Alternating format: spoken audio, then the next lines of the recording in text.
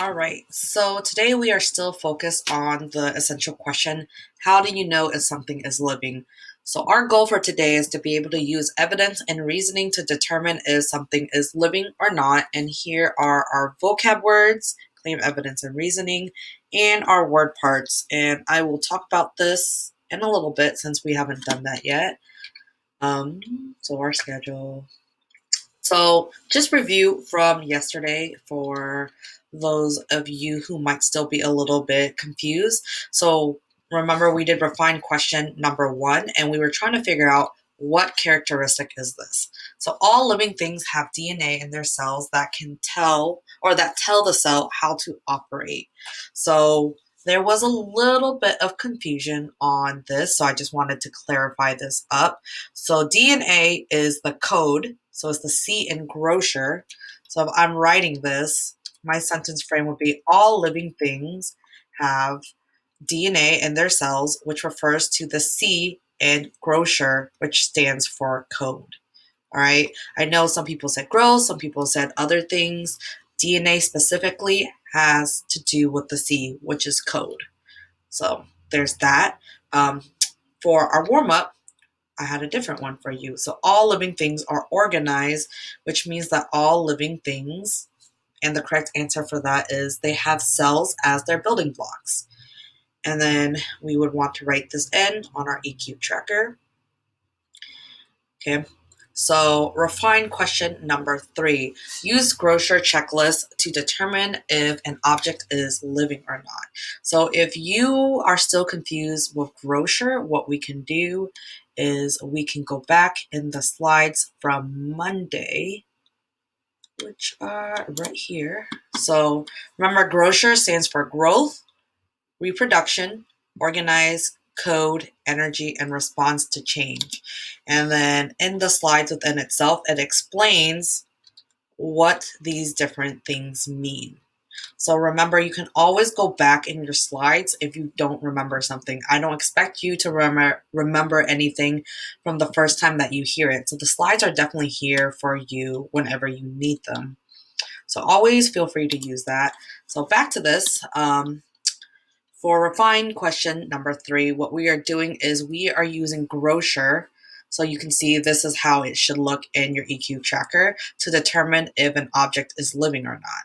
So the way that you're going to do it is if from the slides, you can click this, or in your EQ tracker, it's also linked. So we're going to open up our object resource link. Then the next thing we are going to do is we're going to pick one. So there are 4 different objects. We're going to pick one, and then we're going to read the information on it. And then from there, you're going to put an X under each grocer characteristic the object has. And then if it has all 6, mark that it is living. So it needs all 6 of these characteristics. Generally, if it is a living organism, it has all 6 of these things. And then I want to make sure I choose, or I write down which object I chose. Okay, so these are my different ones. I have a golden retriever, which is a dog, Elodia, which is a plant, a computer, and E. coli. All right, I know some of these things are a little bit more obvious. You can choose whichever of the 4 that you want to do. And the key thing is to check it off which of these things that organism has. All right, so that's how you do refine question number 3. And then if you're watching this, you're probably not in class, so ignore that. And then we take a break, and you can double check everything there.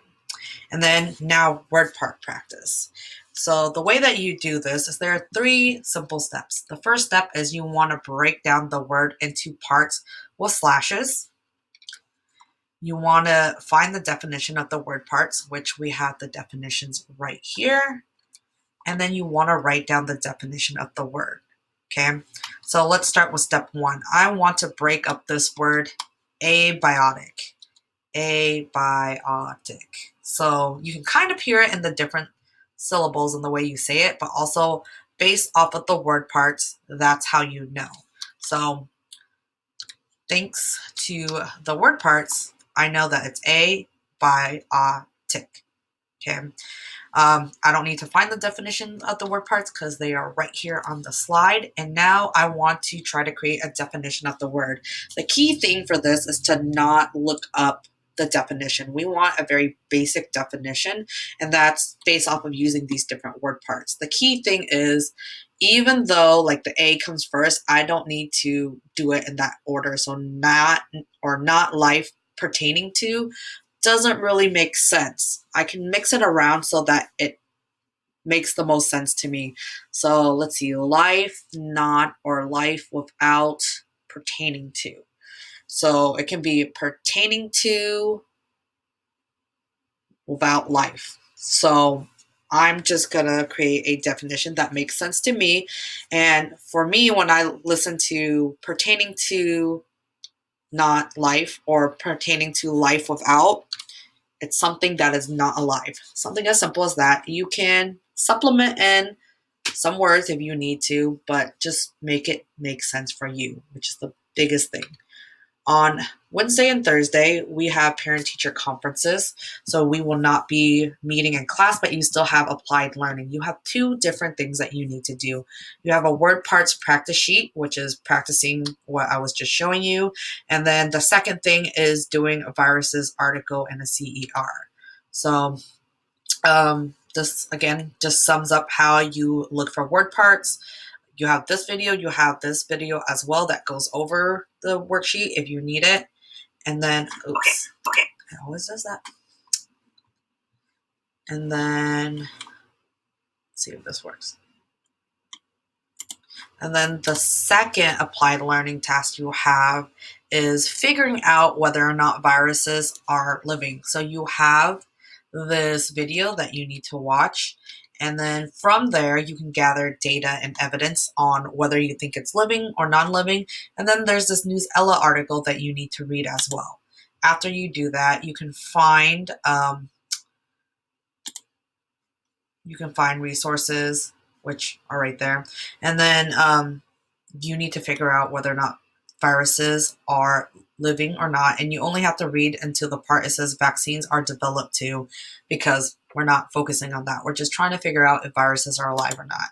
So that's for fine question number 4. There is a video that is linked right here too that shows you how to do a CER, just in case you don't know how to. But even if you don't, there is information on the slide next, which is CERs are a paragraph format that make scientific statements that have to do with basically you are picking a stance, you're making an argument. So the claim is a statement that you know to be true. So you are claiming, I believe this, essentially. So you're going to make that claim, and then afterwards you have to support that claim. You can't just say viruses are not living. Tell me why. So your evidence tells me like why, basically. And then from there, biggest thing, try to pick 2 pieces of evidence, bare minimum. And then afterwards is you need to explain that evidence. So you need to explain it so that I can understand how this evidence proves your point. So if I'm saying viruses are not living, I can say that they, let me think about this. They have a code, but they don't generally they reproduce asexually, but that's for you to figure out. I don't want to give you all the answers. So there's that. And those are all going to be linked in Google Classroom if you need it.